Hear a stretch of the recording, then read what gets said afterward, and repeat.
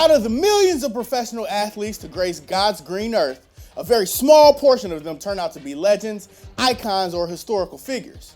But some athletes managed to leave a legacy because they had one opportunity to create a big moment and they made the most out of it. I'm DeQWan Young, and today we present 10 athletes who are remembered for just one play or game.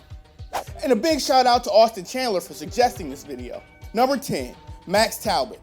Meet Mr. Talbot, the man who never scored more than 34 points in an NHL season and posted a woeful career plus-minus of -27. With 204 points in 704 NHL games, it's not like most people will remember Talbot for his scoring ability, but his Pittsburgh Penguins faced the powerhouse Detroit Red Wings in the 2009 Stanley Cup Final. The series went to a 7th game, and with captain Sidney Crosby banged up, the Pens needed a hero. The puck out, here's a 2-on-1. Talbot with Kennedy, Talbot shoots, he scores! Who you gonna call? Max Talbot! That was bad. Number 9, Travis Ishikawa. From 2006 to 2015, Ishikawa was a .255 hitter who had 23 home runs and a career .391 slugging percentage. His San Francisco Giants faced the St. Louis Cardinals in the 2014 NLDS, and it's fair to suggest that the Redbirds weren't too concerned about facing him in Game 5.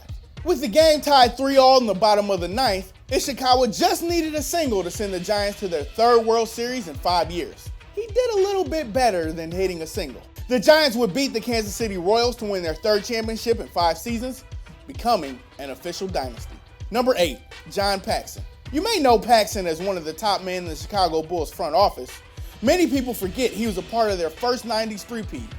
Michael Jordan and Scottie Pippen got all the love, but what about Paxson, who averaged 7.2 points per game in his career?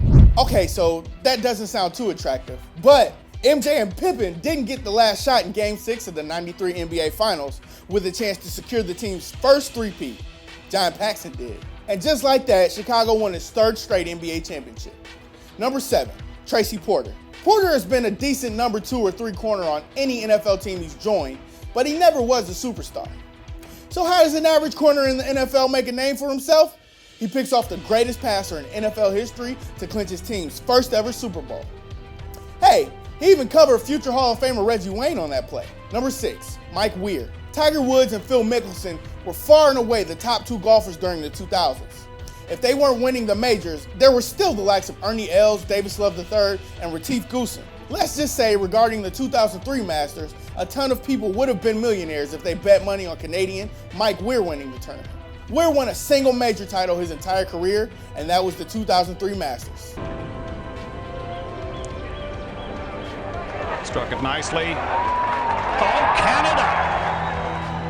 Oh, Canada!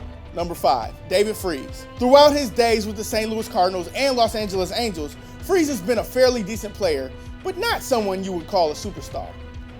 But the man really took center stage in Game 6 of the 2011 World Series against the Texas Rangers. With his team trailing the series 3-2, Freese and the Cardinals were 1 strike away from packing up their bags for the season. Freese has tied it. And that only tied it.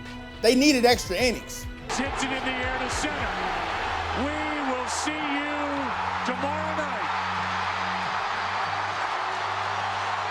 The Cardinals would beat Texas in Game 7, and Freese was named World Series MVP thanks to his incredible heroics in Game 6. Number 4, Bill Barilko. Barilko is an icon in the city of Toronto. Back in 1951, his Maple Leafs faced arch-rival Montreal Canadiens for the Stanley Cup. With Toronto leading the series 3-1, Game 5 went into overtime. Barilko, a stay-at-home defenseman who had 26 goals in 252 games, saw an opportunity lie right in front of him. Sadly, Barilko and friend Henry Hudson died that summer in a plane crash. The ever-popular Canadian band, The Tragically Hip, wrote a song about his story called 50 Mission Cap.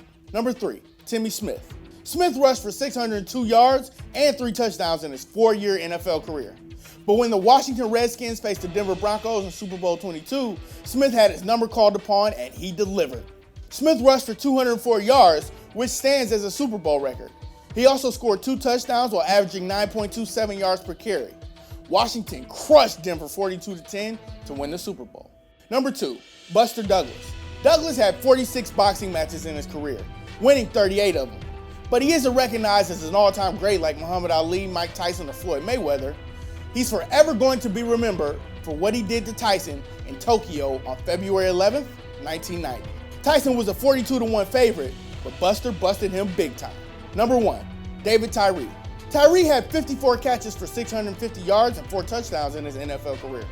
He didn't have a single touchdown reception during the 2007 regular season. Nobody expected his New York Giants to beat the 18-0 New England Patriots in Super Bowl 42, and nobody on the Patriots sideline even bothered to game plan for Tyree.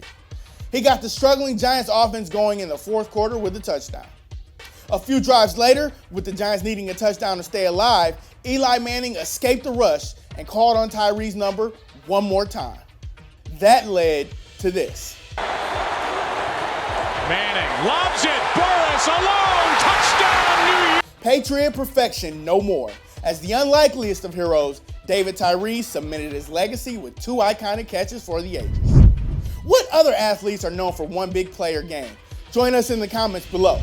If you like this video and learned a thing or two, clicking the like button helps us out a ton and we truly appreciate it. If this is your first time coming around to Total Pro Sports though, subscribing is a great idea because we put out videos like this every single day. But as always, thanks for watching and we'll see you guys next time.